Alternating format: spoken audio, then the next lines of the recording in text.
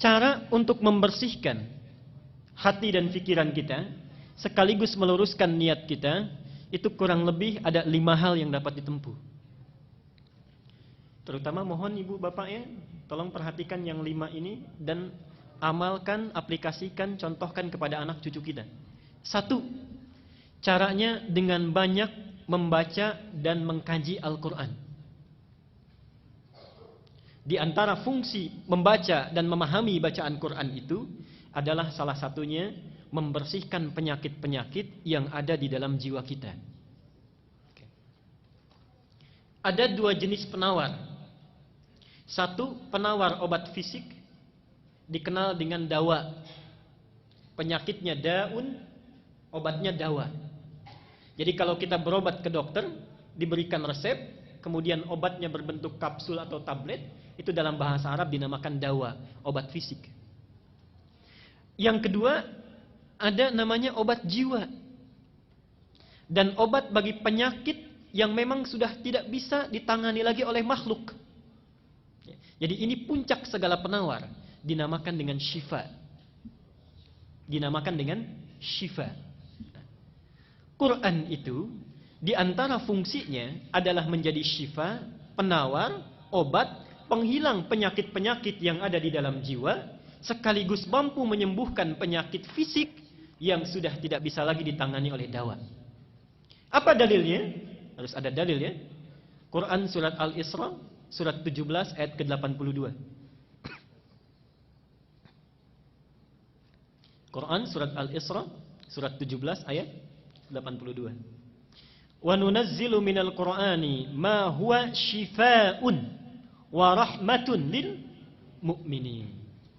Wa nunazzilu minal Qur'an, dan kami jadikan, kami turunkan di antara ayat-ayat Quran itu yang bila sering dibaca, dipahami dengan baik, diamalkan kandungannya, itu bisa membersihkan jiwa, menjadi penawar bagi penyakit-penyakit jiwa yang sering meresap ke dalam diri kita. Wa rahmatun lil mu'minin, sekaligus menjadi rahmat, kemudahan dalam mengiringi aktivitas yang kita jalani di dalam aktivitas keseharian kita. Itu yang pertama. Jadi ibu bapak kalau punya putra, mau cerdas di sekolahnya, mau bagus belajarnya, itu tolong perhatikan bacaan Qur'annya. Semua orang Islam yang pintar-pintar, kita tidak usah berbicara zaman sahabat ya, masa-masa keemasan Islam saja setelah tabi'in, semua ulama, semua cendekiawan, semua ilmuwan yang akan mempelajari ilmu-ilmu hidup, ilmu-ilmu kehidupan, ada matematika, biologi, fisika, kimia, semuanya mempelajari Quran dulu. Ibnu Sina, Al-Kindi, Al-Farabi, Al-Ghazali, Ibnu Rushdi, Al-Khawarizmi, Al-Bantani, Al-Bituni, semuanya dari Quran dulu. Ibnu Sina yang dikenal dengan pakar kedokteran, usia 17 tahun sudah menjadi dokter spesialis, rujukan para dokter di masa itu usia 7 tahun sudah hafal Quran. Usia 7 tahun. Semua ulama Islam itu orang tuanya memasukkan dulu anaknya untuk hafalan Quran. Apa di antara keunggulannya? Orang-orang yang hafal Quran itu rata-rata ingatannya terbuka, kecerdasannya meningkat. Ibnu Sina itu dikenal hampir sulit lupa. Dan kalau lupa, itu tidak membuka buku Pak, Ibu. Datang ke masjid, sholat 2 rakaat, itu ingat kembali. Ibnu Sina. Kita hampir mirip ini. Cuma bedanya kalau kita sholat, semua ingat. Ingat, saya sampaikan 3 amalan yang sifatnya sangat unik karena saling bertentangan. Ini 3 ibadah. Saking uniknya pahalanya besar. 1, ibadah yang bila dilakukan tidak melahirkan rasa bosan, tapi cepat mendatangkan kantuk. Ibadah yang bila dilakukan tidak melahirkan rasa bosan, tapi cepat mendatangkan kantuk. Baca Quran. Baca Quran. Itu biasanya begitu.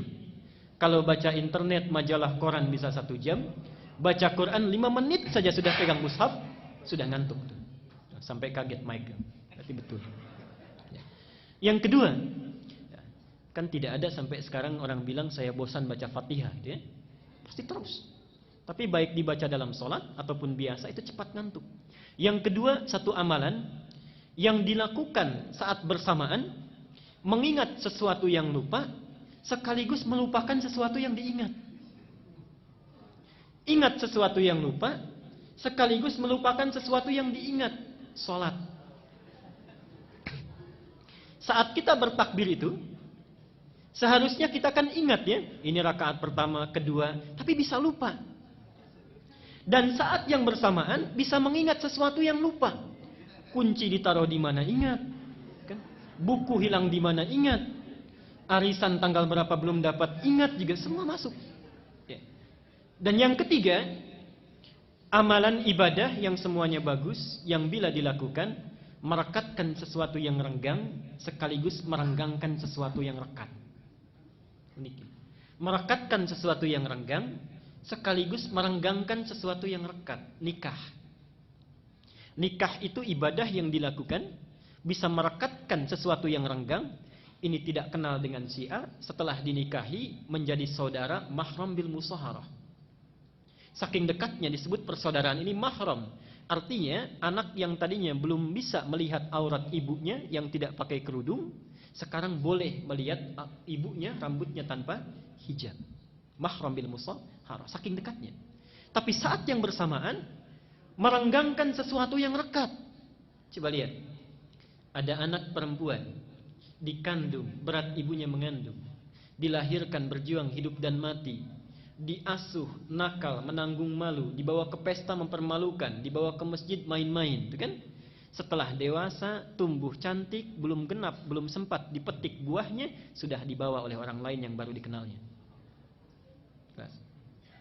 Anak laki-laki, perawatannya sama, walau tidak kalah repot. Setelah dewasa, tumbuh, dapat gaji, belum sempat diberikan pada ibunya, sudah harus diberikan kepada orang yang baru dikenalnya. Renggang. Ya. Karena itulah hati-hati, tidak ada mantan ayah dan ibu, dan kata Nabi, celaka, bu'dan liman adraka abawahil kibar falam yudkhilal jannah. Celaka orang yang masih hidup bersama orang tuanya, sudah sepuh tapi tidak mampu memasukkannya ke dalam surga. Yang kedua adalah memperbanyak sholat malam. Memperbanyak sholat malam, rajin tahajud. Itu untuk membersihkan jiwa dan pikiran kita. Dalilnya surat Al-Muzammil ayat ke-6. Inna nasyi'atal laili hiya ashaddu wat'aw wa aqwamu qila. Sungguh bangun malam itu, salat malam itu lebih cepat menyentuh kepada jiwa.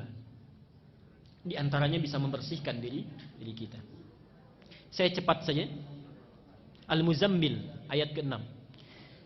Yang ketiga, banyak melakukan puasa. Banyak melakukan puasa. Di antara fungsi puasa itu memperbaiki perilaku yang tidak baik dan membersihkan penyakit jiwa yang buruk. Mana dalilnya? Sahih Al-Bukhari nomor hadis 1869. Sahih Al-Bukhari nomor hadis 1869. Kullu amal ibni Adam lahu illa siyam fa innahu li wa ana ajzi bihi. Setiap amal anak Adam itu untuknya kecuali puasa, maka dia untukku dan aku yang memberi pahalanya. Terusannya apa? Diteruskan oleh Nabi, fa inimruun qatalahu aw syatamahu, maka jika ada seseorang yang memprovokasi dirinya untuk mengajak berkelahi, untuk mencaci dirinya, untuk berbuat yang tidak baik, maka katakanlah, kata Nabi, inni shaimun marwataini. Katakan saya puasa, saya puasa. Jadi fungsi puasa itu untuk menahan dan memperbaiki diri dari perilaku-perilaku yang tidak baik. Yang keempat, masih ibadah. Yang keempat, memperbanyak istighfar dan bertaqarrub kepada Allah. Memperbanyak istighfar dan bertaqarrub kepada Allah, khususnya di penghujung malam menjelang waktu fajar. Khususnya di penghujung malam menjelang waktu fajar. dalam bahasa Quran disebut dengan sahar istilahnya.